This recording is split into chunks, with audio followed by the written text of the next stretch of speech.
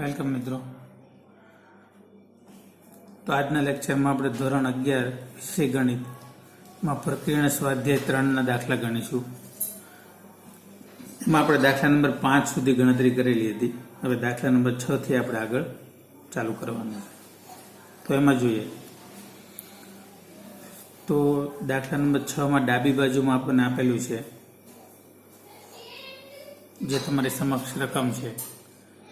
અંશમાં એવું છે sin 7x plus sin 5x વત્તા sin 9x plus sin 3x અને છેદમાં cos 7x plus cos 5x plus cos 9x plus cos 3x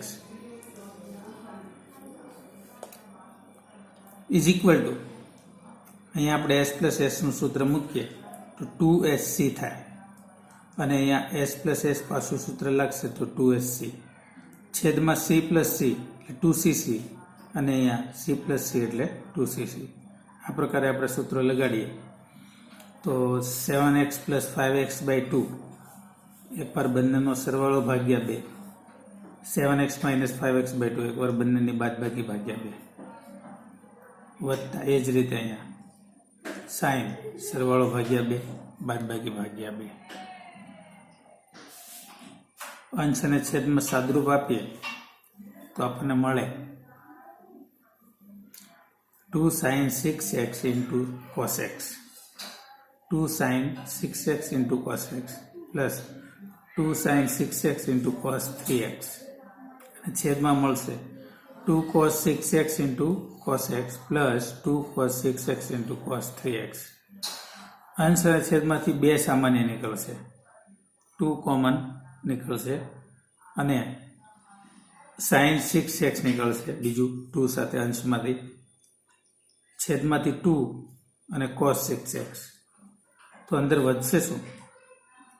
તો અહીંથી 2 sin 6x કાઢી લઈએ આપણે તો અહીંયા વધશે cos x plus cos 3x છેદમાં cos x plus cos 3x.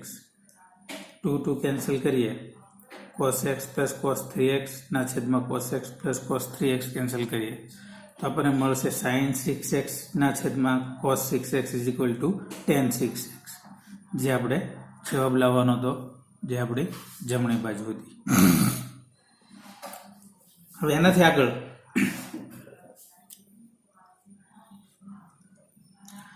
સાતમો દાખલો જુઓ. sin 3x plus sin 2x minus sin x is equal to sin 5x into cos x by 2 into cos 3x by 2. તો આ પણ એટલો સરળ દાખલો છે.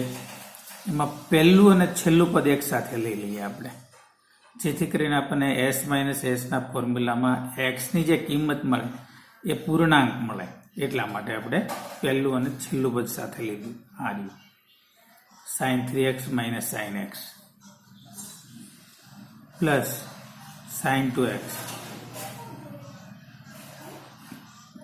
અહીંયા s માઇનસ s નું સૂત્ર લગાડીએ, s માઇનસ s તો 2cs થશે, 2 cos 3x plus x by 2 into sin 3x minus x by 2 plus sin 2x, 2 cos 2x into sin x plus sin 2x નું સૂત્ર આપણે જોઈએ તો આપણને ખ્યાલ છે 2 sin x into cos x, 2 sin x into cos x is equal two સામાન્ય નીકળશે 2 sin x, અંદર વધશે cos 2x plus cos x.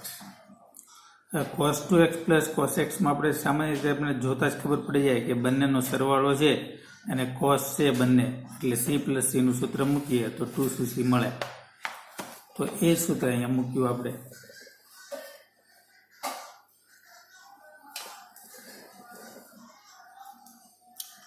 Two sin 6x into c plus c, 2 cos 2x plus x by 2 into cos 2x minus x by 2. એનું સાદરૂપ આપીએ તો 2 into 2 is equal to 4 sin x. cos આપણને કેટલા x મળશે? 2x plus x એટલે 3x by 2 અને into મળશે cos 2x minus x એટલે x/2, જે આપણે જમણી બાજુમાં લાવવાનું હતું તે મળી ગયું. નીચેના પ્રત્યેક પ્રશ્ન માટે sin x/2, cos x/2 અને tan x/2 ની કિંમત મેળવો. તો આપણને x ના મૂલ્યો આપ્યા છે, x વાળા વિધેયના મૂલ્યો આપ્યા છે અને આપણે x ના છેદમાં 2 એટલે કે x/2 વાળા વિધેયના મૂલ્યો આપણે મેળવવાના છે.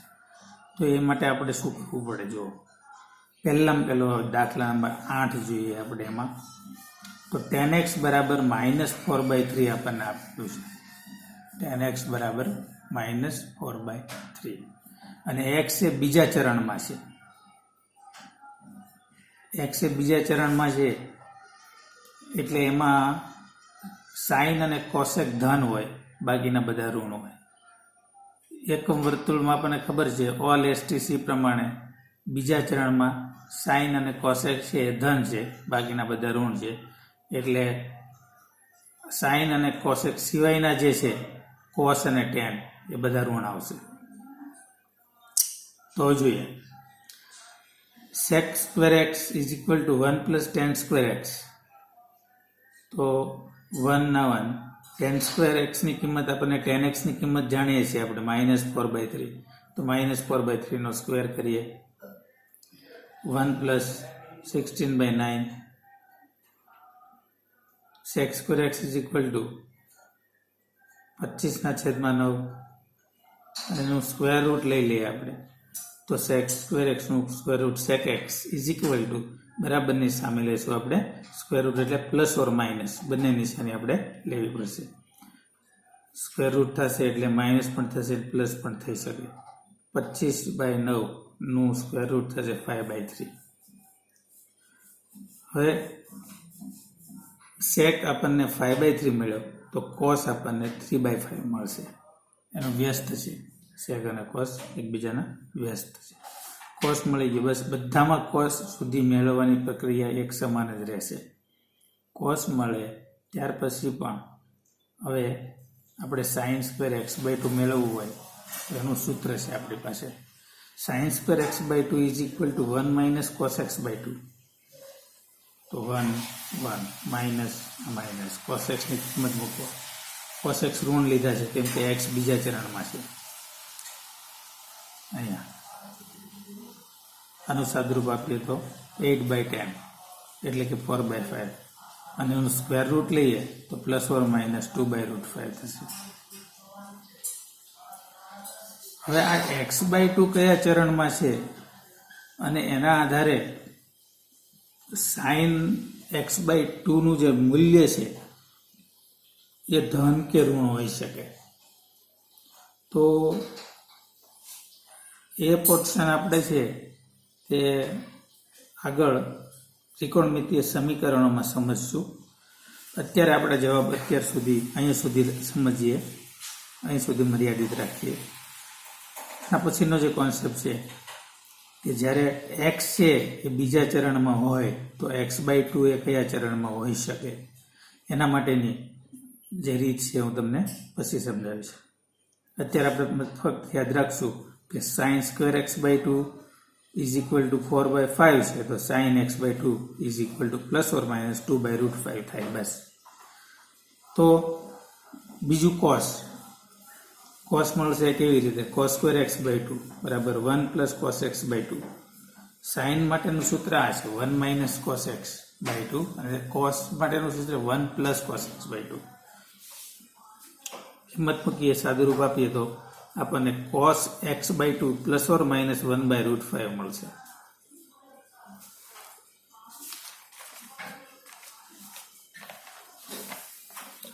ત્યાર પછી tan x/2 એટલે કે sin x/2 ના છેદમાં cos x/2 એટલે આપણને જે મૂલ્ય ખબર છે એનો ભાગાકાર કરીએ અને પ્લસ ઓર માઇનસ 2 મળે.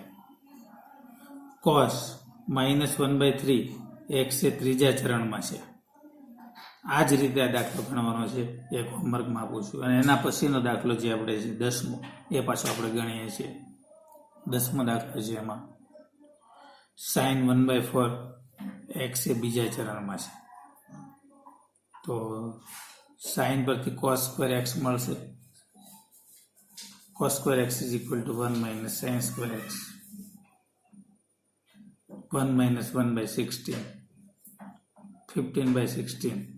cos x is equal to minus root 15 by 4. x એ બીજા ચરણમાં છે માટે સાઇન અહીંયા ધન છે જો અને cos ઋણ છે. cos is equal to minus root 15 by 4 આવશે.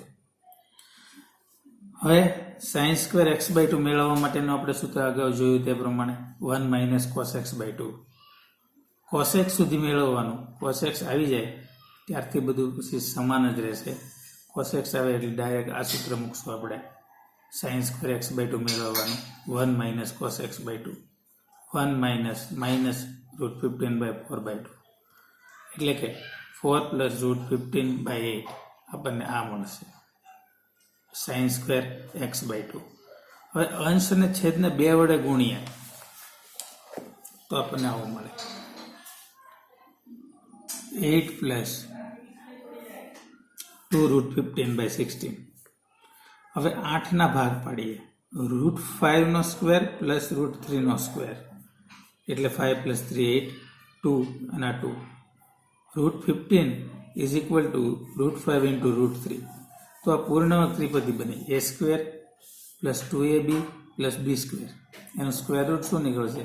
પહેલા પદનું વર્ગમૂળ, મધ્યમ પદની નિશાની, છેલ્લા પદનું વર્ગમૂળ, આખાનો વર્ગ છેદમાં 16 અને એનું સ્ક્વેર રૂટ આપણે સ્ક્વેર કાઢી નાખીએ એટલે sin x by 2 is equal two plus or minus route 5 plus root 3 by 4 આપણને મળે.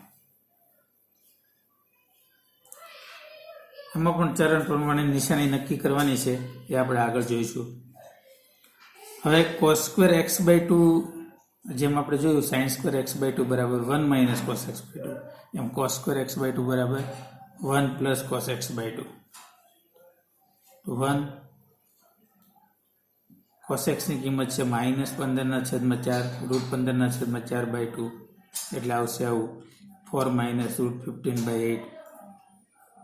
ઉપર નીચે 2 વડે ગુણીએ તો આપણને મળશે 8 ઓછા 2 root 15 by 16. તો cos square x by 2 is equal to root 5 minus root 3 ના છેદમાં 4 નો હોલ સ્ક્વેર. જેમ આપણે થોડી વાર પહેલા જ હમણાં જોયું આની આપણે પૂર્ણવર્ગ ત્રિપદી પ્રમાણે ગોઠવણ કરી શકીએ છીએ. રૂટ 5 નો સ્ક્વેર પ્લસ રૂટ 3 નો square minus 2 into root 5 into root 3 એટલે પ્રથમ પદનું વર્ગમૂળ લઈએ તો રૂટ 5 ના સ્ક્વેરનું વર્ગમૂળ રૂટ 5, મધ્યમ પદની નિશાની એટલે માઇનસ અને રૂટ 3 નો સ્ક્વેર એટલે રૂટ 3 ડિવાઈડ બાય 16 એટલે 4 એનું સ્ક્વેર રૂટ 4 અને આખાનો સ્ક્વેર. સ્ક્વેર કાઢી નાખીએ એટલે આપણને સ્ક્વેર રૂટ મળશે cos x by 2 જે આ પ્રકારે આપણને મળશે plus or minus route 5 minus root 3 by 4. cos x by 2 અને sin x by 2 મળ્યા તો એના પરથી આપણને tan x by 2 મેળવતા આવડે છે. જો tan x by 2 is equal two શું થશે? sin x by 2 ના છેદમાં cos x by 2 એટલે કે plus or minus sin x by 2 ની કિંમત છે root 5 plus root 3, cos x by 2 ની કિંમત છે રૂટ 5 માઇનસ રૂટ 3. છેદમાં અસમય સંખ્યા આવે રૂટ વાળી ત્યારે હંમેશા એની અનુબદ્ધ કરણી લઈ અને આપણે એ અસમય સંખ્યા દૂર કરવી પડે. તો આપણે છેદની અનુબદ્ધ કરણી છે એ છેદ છે રૂટ 5 માઇનસ રૂટ 3 તો એની અનુબદ્ધ કરણી તમને મળશે રૂટ 5 પ્લસ રૂટ 3. એ અંશને છેદને બંને વડે ગુણો. અંશ અને છેદને સમાન સંખ્યા વડે ગુણવાથી મૂલ્ય બદલાતું નથી એટલે આપણે અંશને અને છેદને રૂટ 5 પ્લસ રૂટ 3 વડે ગુણ્યા તો ઉપર થશે વર્ગમૂળમાં 5 વત્તા વર્ગમૂળમાં 3 નો સ્ક્વેર અને નીચે થશે a minus B a plus B એ a square minus B square. a minus B બીજા બ્રેકેટમાં a પ્લસ બી તો શું થાય? a square minus B square.